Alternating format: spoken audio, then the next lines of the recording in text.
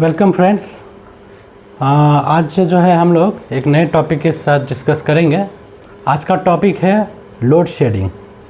Load shedding एक ऐसा problem है जो कि जैसे गर्मियों जैसे ही बढ़ती है, गर्मियाँ आती है तो हमारे जो है डिमांड जो है बिजली की बढ़ जाती है और इसी समस्या के कारण जो है कई बार हम सभी को लोड शेडिंग जैसे समस्या का सामना करना पड़ता है। तो आज जो है हम लोग लोड शेडिंग के बारे में बातें करेंगे, लेकिन उसके पहले जो है एक चीज़ जो हम बताना चाहेंगे कि बिजली जो है हमारे घरों में कैसे आती है। पावर जो जनरेट होती है जनरेटिंग स्टेशन में, जितने भी जनरेटिंग यूनिट है हमारे देश में, बहुत सारे जनरेटिंग यूनिट है।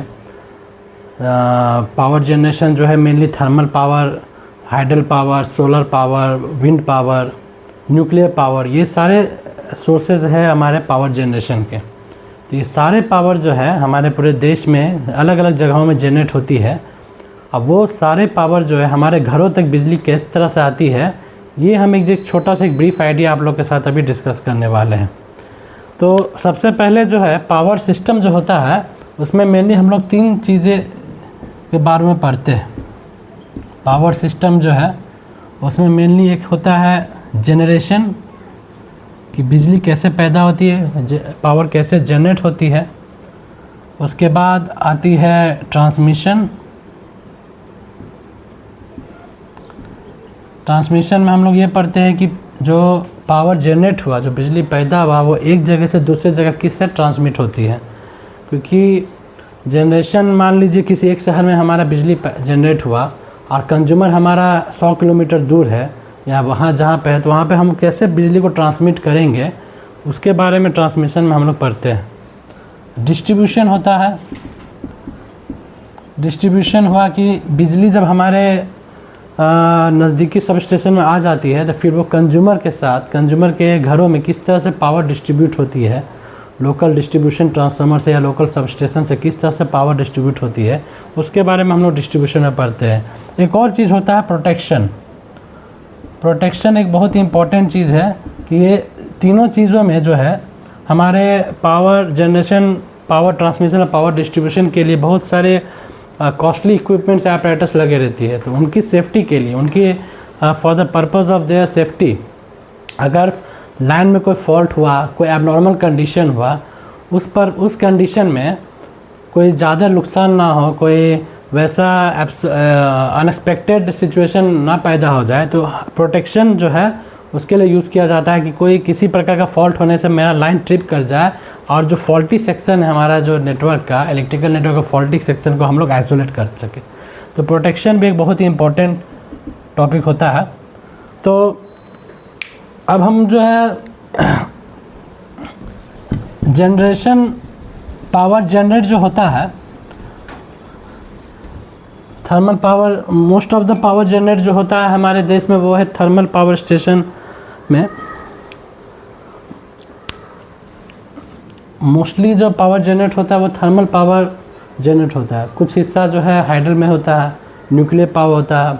आजकल जो है हमारे जो है रिन्यूएबल सोर्स ऑफ एनर्जी जैसे wind, solar, hydel, tidal energy, ये सब के थ्रू भी हम लोग पावर जनरेट कर रहे हैं। इस पर भी जो हमारी गवर्नमेंट है अच्छे खासा इन्वेस्ट कर रही है ताकि जो है रिन्यूएबल सोर्स ऑफ एनर्जी जो है उसको हम लोग इनकरेज कर सके। तो हमारे आज के डेट में जो है टोटल डिमांड हमारे देश के कंट्री, हमारे इंडिया में टोटल आज का डेट में डिमांड जो है कंजम्पशन वो है 250 गीगावाट। 250 गीगावाट बिजली का डिमांड आज के डेट में है। और टोटल इंस्टॉल्ड कैपेसिटी जो है, इंस्टॉल्ड कैपेसिटी ऑफ जनरेटर जो है वो लगभग 520 गीगावाट का है। ये जस्ट फॉर आपके इन्फॉर्मेशन के लिए मैंने दिया। ये आप लोग इसका सोर्स आप लोग इंटरनेट गूगल भी कर सकते हैं या फिर पावर ग्रिड की वेबसाइट में जाके भी आप लोग सर्च कर सकते हैं। ये सारे डाटा आपको वहाँ से मिल जाएंगे। बाकी जो है हम लोग जो है यहाँ पे एक बेसिक चीज़ जो बताते हैं किस तरह से पावर जनरेट होता है। ये हमारा मान लेते जनरेटर है, मान लीजिए कोई किसी एक शहर में या कोई एक यूनिट हम मान लेते हैं कि ये जो है फॉर एग्ज़ाम्पल 500 MVA का है। सपोज़ 500 MVA का जनरेटर है, ठीक है। ये जनरेटर जो है आउटपुट जनरेट करता है वोल्टेज 11 kV लेवल में वोल्टेज जनरेट करता है।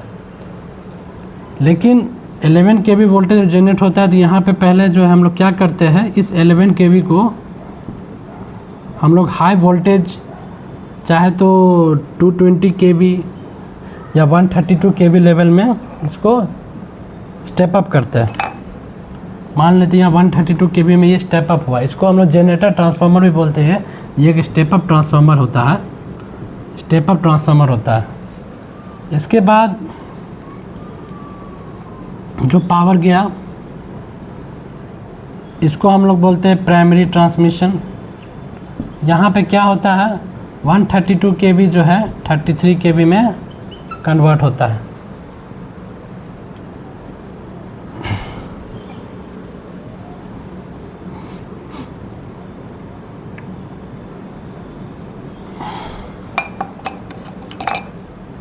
वन 32 kV जो है 33 में कन्वर्ट होता है। उसके बाद जो है 33 kV जो है वो 11 kV में कन्वर्ट होता है।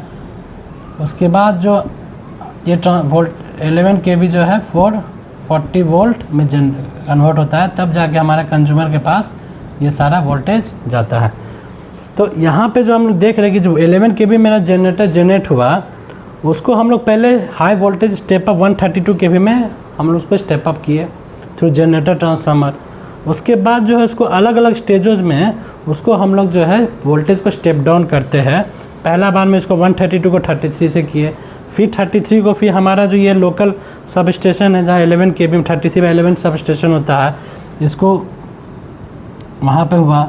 फिर 11 kV सब स्टेशन से अलग अलग फीडर हमारे निकलते हैं जो कि हमारे डिस्ट्रीब्यूशन ट्रांसफार्मर में जाती है, जो हमारे गली मोहल्ला में ट्रांसफार्मर लगी रहती है उसमें जाती है। उस ट्रांसफार्मर से फिर हमारे घरों में जो LT लाइन के थ्रू 440 लाइन आती है। तो हम लोग देख सकते हैं कि जनरेटर से लेके हमारे कंज्यूमर तक बिजली आने में इतने सारे स्टेजेस होती है कि एक बार वोल्टेज आप बढ़ा रहे हैं, उसके बाद वोल्टेज फिर ड्रॉप कर करके हम लोग बिजली यूज़ करते हैं। इसका कारण है, हम लोग वोल्टेज यहाँ बढ़ाने का कारण ये है कि जब भी ट्रांसमिशन, क्योंकि हमें बिजली जो है ये 500 MVA का जो पावर है हमको यहाँ जनरेटर से लेकर कंज्यूमर तक ये ट्रांसमिट करना, इसकी दूरी बहुत ज़्यादा होती है, हंड्रेड्स ऑफ किलोमीटर के रेंज में दूरी होती है। तो ये जो लॉन्ग डिस्टेंस ट्रांसमिशन के लिए हम लोग हाई वोल्टेज प्रेफर करते हैं रैदर देन लो वोल्टेज। हम लोग चाहते थे 11 kV को डायरेक्ट यहाँ से हम सप्लाई कर सकते थे, डायरेक्ट यहाँ तक आ जाता, यहाँ से हम कंज्यूमर को फिट कर देते। लेकिन उससे होता क्या कि हमारा जो है लॉसेस बढ़ जाते हैं। लॉसेस, इसमें लॉस मेरा कम क्यों रहा है इसको हम अभी आपको बताते हैं कि जैसे हम लोग का क्या होता है, पावर जो होता है वोल्ट इंटू एम्पेयर होता है। तो मान लेते हैं अगर मेरा वोल्टेज अगर एम्पेयर ज़्यादा रहेगा, मान लो इतना हाई पावर है 500 MVA का पावर है, अगर कम वोल्टेज हम इसको ट्रांसमिट करेंगे तो ऑब्वियसली बात है कि करंट का वैल्यू बहुत ज़्यादा होगा।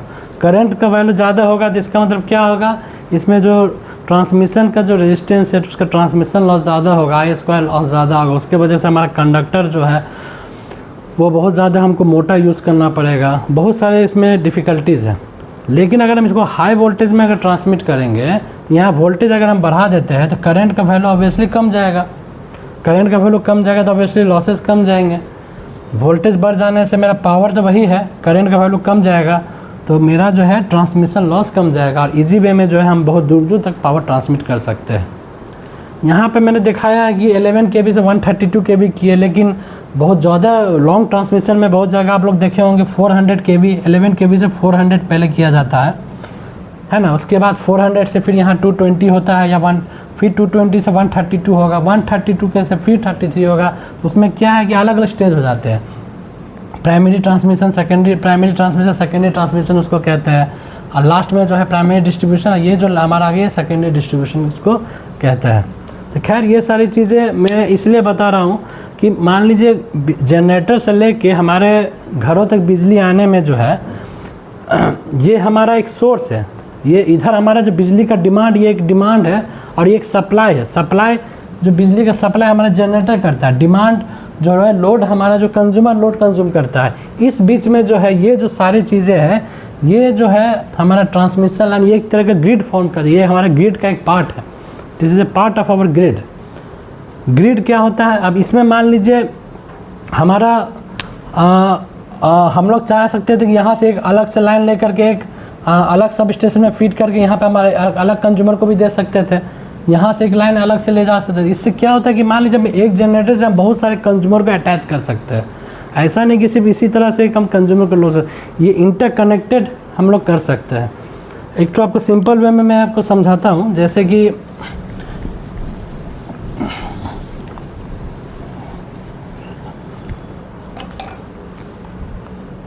मान लेते हैं एक सिंपल वे में हो गया कि ये हमारा एक इधर में एक जनरेटर हो गया G1, ये जो है मेरा इसको पावर फिट कर रहा है इस ग्रिड को, है ना।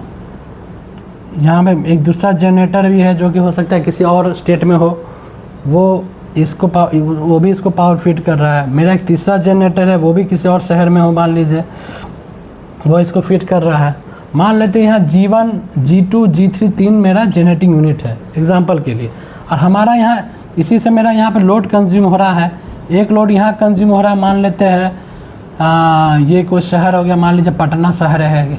एक लोड यहाँ कंज्यूम हो रहा है, मान लेते हैं ये एक शहर हो गया आपका वाराणसी। एक लोड यहाँ कंज्यूम हो रहा है, मान लेते हैं ये शहर हो गया आपका कलकत्ता। तीन शहरों में मेरा ये बिजली जा रहा है। अब जो है जितना डिमांड इन शहरों का होगा उस हिसाब से जो है यहाँ पे पावर जनरेशन होते रहेगा। तो डिमांड और सप्लाई जो है ये हमेशा बैलेंस रहता है। हमारा माने जितना डिमांड रहेगा उस हिसाब से जनरेशन जो है वो बैलेंस किया जाता है कि जिस हिसाब से डिमांड उस हिसाब से मेरा जनरेशन हो। अगर डिमांड मेरा बढ़ता है, डिमांड मेरा घटता है, तो मेरा जनरेटिंग यूनिट उसी हिसाब से उसको एडजस्ट किया जाता है। लेकिन इसमें भी एक चीज़ कहने वाली बात यह है कि हमारा जो पावर ट्रांसमिट होता है ग्रिड में वो एक कांस्टेंट वोल्टेज और फ्रीक्वेंसी में होता है। मान लीजिए इसका जनरेटर, ये जनरेटर G1, G2, G3 है, ये जो भी वोल्टेज यहाँ पे जनरेट करेगा या पावर जनरेट करेगा, ये तीनों का जो है ग्रिड जो सिंक्रोनाइज करने के लिए तीनों आपस में सिंक्रोनाइज होगा, तो तीनों का जो वोल्टेज और फ्रीक्वेंसी है तीनों का बराबर होगा। इसके पहले जो मैंने अभी बताया था कि अलग अलग लेवल में जो वोल्टेज मान लीजिए स्टेप डाउन हो रहा है, स्टेप अप हो रहा है, उसमें एक चीज़ बहुत ही कॉमन थी कि भले वोल्टेज हर एक स्टेज में कम रहा है, प्राइमरी ट्रांसमिशन में कम रहा है, सेकेंडरी में और कम रहा है, लेकिन frequency through out the system जो है फ्रीक्वेंसी मेरा कांस्टेंट रहता है। फ्रीक्वेंसी में किसी भी प्रकार का चेंज नहीं होता है। फ्रीक्वेंसी में तभी चेंज होगा जब मेरा डिमांड और सप्लाई अगर डिसबैलेंस हो जाता है, उस केस में जो है हमारा ग्रिड का फ्रीक्वेंसी जो है वो चेंज होने लगता है। अब हम जो है अपने असली टॉपिक लोड शेडिंग पे आते हैं, क्योंकि कहीं ना कहीं ये जो फ्रीक्वेंसी के बारे में जो मैं अभी बता रहा हूँ वो इससे लिंक्ड है, उससे जुड़ा हुआ है। तो हमारा जो ये ग्रिड है, ग्रिड का सिस्टम है, मान लीजिए ये तीनों लोड मिला के, ये तीनों जनरेटिंग यूनिट मिला के अभी मान लीजिए 100 मेगावाट पावर जनरेट कर रहा है। इधर का लोड भी है 100 मेगावाट। इसको हम और सिंपल वे में बता देते हैं। मान लेते हैं मेरा ये जनरेटिंग है, एक सिंपल है, यहाँ पे एक मेरा लोड है, इसका कैपेसिटी है 40 मेगावाट का। तो अगर मेरा लोड जो है दिन का समय 35 मेगावाट कंज्यूम कर रहा है, तब तक तो ठीक है, यहाँ पे पावर जा रहा है। लेकिन रात के समय कई बार होता है कि हमारे बल्ब लोड बढ़ जाती है, फ़ैन वगैरह चलने लगती है, इंडस्ट्रीज़ वगैरह चलती है, गर्मियों में खासकर एसी वगैरह बढ़ जाती है। तो किसी कारण से अगर ये 35 की जगह अगर 50 मेगावाट ड्रॉ करने लगा लोड, तो उस केस में क्या होता है, हमारा जनरेशन जो है, क्योंकि ये 40 मेगावाट में है, तो यहाँ पे जो है फ्रीक्वेंसी यहाँ पे जो है ये मतलब डिसबैलेंस हो गया, डिमांड ज़्यादा है, सप्लाई मेरा कम है। उस केस में जो है यहाँ का ग्रिड का फ्रीक्वेंसी जो है वो गिरने लगता है। हमारा फ्रीक्वेंसी जो 50 हर्ट्ज होना चाहिए वो फ्रीक्वेंसी गिर करके 49 हो जाएगा, कई बार 48 भी हो जाता है। तो फ्रीक्वेंसी जो है हमारा हमेशा कांस्टेंट रहना चाहिए। अगर फ्रीक्वेंसी एक पर्टिकुलर लिमिट से अगर नीचे ज़्यादा चला जाएगा, तो उस केस में होता क्या है कि हमारा जो पूरा सिस्टम है, हमारा पूरा ग्रिड कोलैप्स कर सकता है, ब्लैकआउट के जैसी संभावना आ सकती है। इसीलिए जो है फ्रीक्वेंसी को जो एक पर्टिकुलर रेंज में मेंटेन करना ज़रूरी है। आप उसी रेंज और उसी को मेंटेन करने के लिए क्या होता है, हम लोड शेडिंग करते हैं। लोड शेडिंग का क्या मतलब है? शेडिंग का मतलब है कटौती, लोड को काटना। अभी मान लीजिए यहाँ मेरा लोड जो है जो 50 मेगावाट हो रहा है, जो कि मेरा जनरेशन जो कि कैपेसिटी से 10 मेगावाट ज़्यादा है, तो हमको इसको कम से कम 10 से 12 मेगावाट यहाँ पे कटौती करनी पड़ेगी, तभी जाके मेरा ये सिस्टम स्टेबल होगा, है ना। इसीलिए जो है मान लीजिए जब लोड में बढ़ जाता है तो उस समय क्या होता है कि हम लोग जो है इसको 50 मेगावाट, अगर फुल लोड चलेगा तो 50 मेगावाट चलेगा, इसको कटौती करके हम लोग 40 तक लाते हैं। किसी एक फीडर में मान लीजिए मेरे एक सब स्टेशन में 4 फीडर निकला है, चारों फीडर अगर चलाएंगे तो मेरा फुल लोड 50 मेगावाट चलेगा, लेकिन हमको क्योंकि 40 मेगावाट करना है तो 10 मेगावाट के लिए 1 घंटा कभी इस फीडर को बंद करना पड़ता है तो कभी उस फीडर को बंद करना पड़ता है।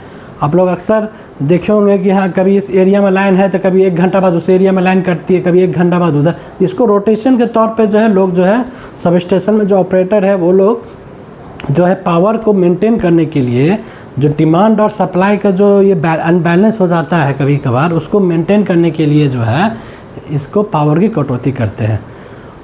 पावर सब स्टेशन में जितने भी ऑपरेटर या जो भी टेक्नीशियन इंजीनियर ड्यूटी पे रहते हैं वो लोग, उन लोग जो उनका यही मेन काम रहता है कि जो भी इंस्ट्रक्शन मिलता है या जो भी उनको जो है पावर मिलता है, पावर और डिमांड का जो बैलेंस है उसको वो मेंटेन करके रखें।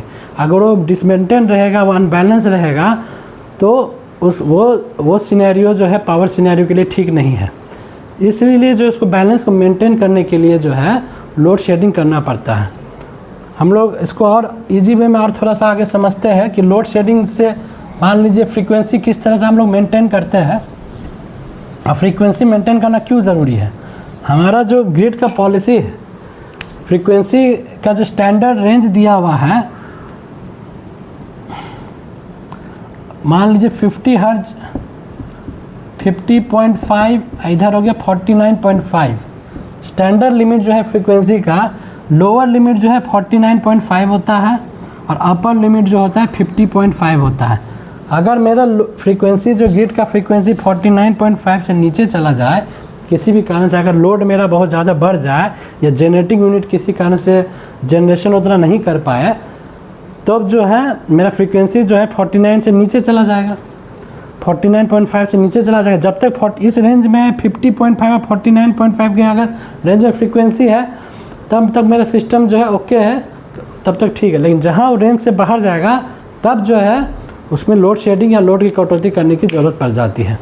अब जो है हम जो है एक चीज़, हाँ यहाँ पे एक चीज़ मुझे बताना मिस हो गया है कि मान लीजिए सिर्फ लोड बढ़ने से ही मेरा जो डिसबैलेंस होता है ना, जो एक बैलेंस है, मान लीजिए एक तराजू जैसा है, इधर हो गया डिमांड, पावर डिमांड, इधर हो गया पावर सप्लाई।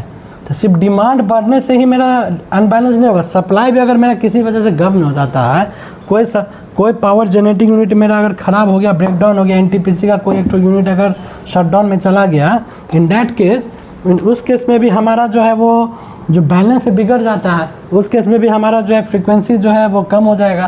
तो उसको मेंटेन करने के लिए हमको लोड को भी, क्योंकि जनरेशन ही कम हो रहा है तो हमको ऑब्वियसली डिमांड जो है या लोड है उसको कटौती करनी पड़ेगी ताकि वो बैलेंस मेंटेन रहे। अगर वो बैलेंस मेंटेन रहता है, अगर दोनों में लोड और डिमांड अगर सब बराबर रहता है तो ऑब्वियसली है कि फ्रीक्वेंसी मेरा 50 हर्ट्ज के आसपास ही रहेगी, इसी रेंज में मेरा फ्रीक्वेंसी मेंटेन रहेगी। लेकिन अगर बहुत ज़्यादा डेविएशन होता है तो ये फ्रीक्वेंसी मेरा बहुत कम हो जाती है और उस वजह से जो है सिस्टम जनरेशन मेरा ट्रिप कर जाता है। जनरेटर में भी अंडर फ्रीक्वेंसी रिले वगैरह लगे रहती है, ताकि क्योंकि देखिए लो फ्रीक्वेंसी में जो होता क्या है कि मोटर जनरेटर जब वो सब हीट होने लगती है, उसका जो ऑपरेशन जब वो नॉर्मल ऑपरेशन नहीं होता, उसमें बहुत सारे लॉसेज होने लगती है। हमारे जो अपरेटस जितने भी घर में जितने भी हमारे टीवी है, इलेक्ट्रिकल अप्लायंसेज, सब आप देखिएगा 50 हर्ट्ज फ्रीक्वेंसी पे डिज़ाइन किया रहता है। कोई भी है उसमें भी एक मार्जिन रहता है, बहुत ज़्यादा कम फ्रीक्वेंसी में जो है वो सारे हमारे सिस्टम भी वो सही से काम नहीं करेंगे। तो इसीलिए जो पूरा हमारा ग्रिड जो है वो पावर सिस्टम जो है 50 हर्ट्ज फ्रीक्वेंसी पे ही उसको काम करना है, उसको मेंटेन करना ही हमारे जितने भी इंजीनियर्स हैं, पावर इंजीनियर्स, उनके लिए बहुत बड़ा चैलेंज है कि वो फ्रीक्वेंसी को मेंटेन करें। इसी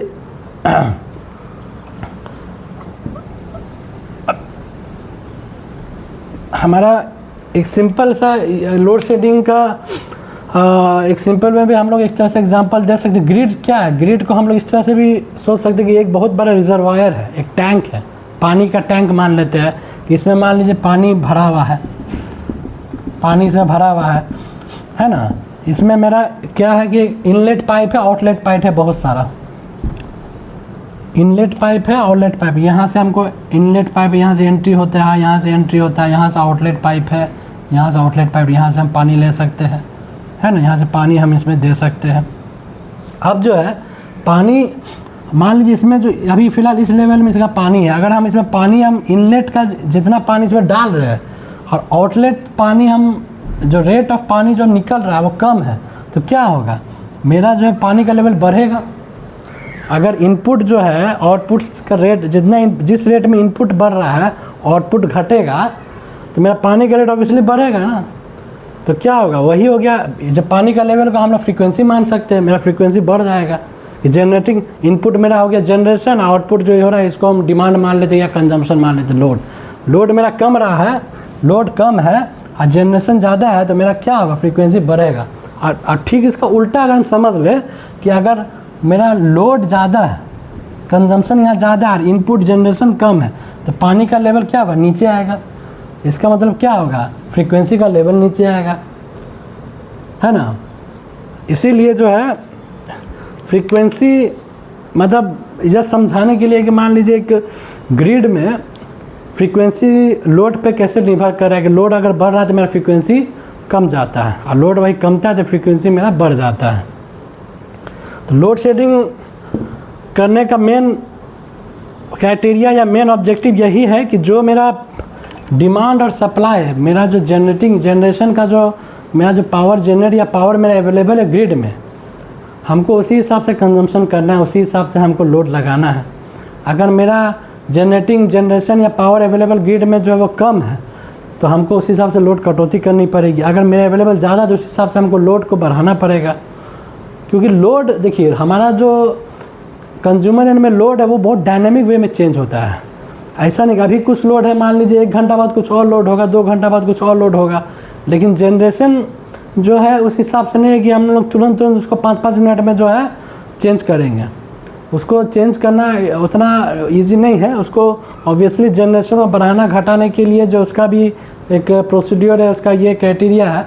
लेकिन हमको जो है, क्योंकि ये डायनेमिक बहुत ज़्यादा है, तो उसके हिसाब से हमको जो है फ्रीक्वेंसी, क्योंकि एक हम जैसे पहले बताए थे कि ग्रिड जो है सब इंटरकनेक्टेड है, ग्रिड इंटरकनेक्टेड होता है। मान लीजिए हमारा यहाँ जो बिहार में जो बिजली पैदा हो रही है उसको हम लोग यूपी में यूज़ कर सकते हैं, या पंजाब में जो बिजली पैदा हो रही है उसको हम लोग चाहे तो बिहार में भी यूज़ कर सकते हैं, क्योंकि वहाँ से जो बिजली आ रही है वो जो हमारा जो नेशनल ग्रिड है उसको पावर फीड कर रही है।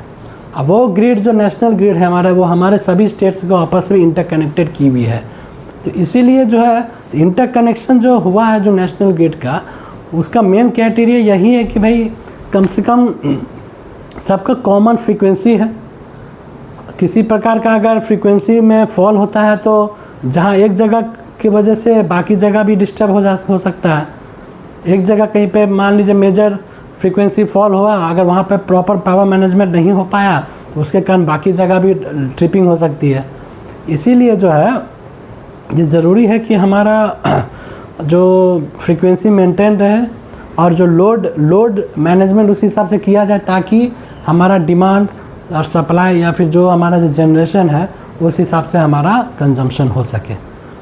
उसी के लोड शेडिंग का मेन मकसद यही है कि पावर जितना जनरेट हो रहा है उस हिसाब से हमको लोड यूज़ करना है।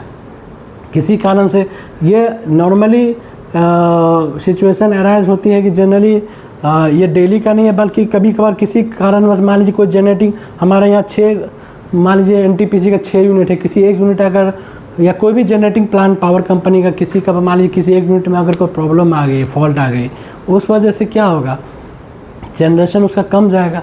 जनरेशन कम जाने से क्या होगा, फिर हमको उस हिसाब से जो हमारा लोड जो है ग्रिड में फ्रीक्वेंसी मेंटेन करने के लिए हमको लोड उस हिसाब से मैनेज करना पड़ेगा, कटौती करनी पड़ेगी जब तक कि सिचुएशन नॉर्मल ना हो जाए। आशा करता हूँ आपको ये टॉपिक समझ में आई होगी, और अगर किसी भी प्रकार के अगर आपके सवाल है तो आप बेहिचक जो है कमेंट बॉक्स में क्वेश्चन लिखिए। अगला टॉपिक जो है हमें अपने सब स्टेशन से रिलेटेड में हम लोग अपने जो पावर सब स्टेशन जो हमारे डिस्ट्रीब्यूशन लाइन में रहती है 33/11 kV में, उसमें जो इक्विपमेंट्स यूज़ होती है उससे रिलेटेड मैं कुछ टॉपिक में डिस्कस करूँगा।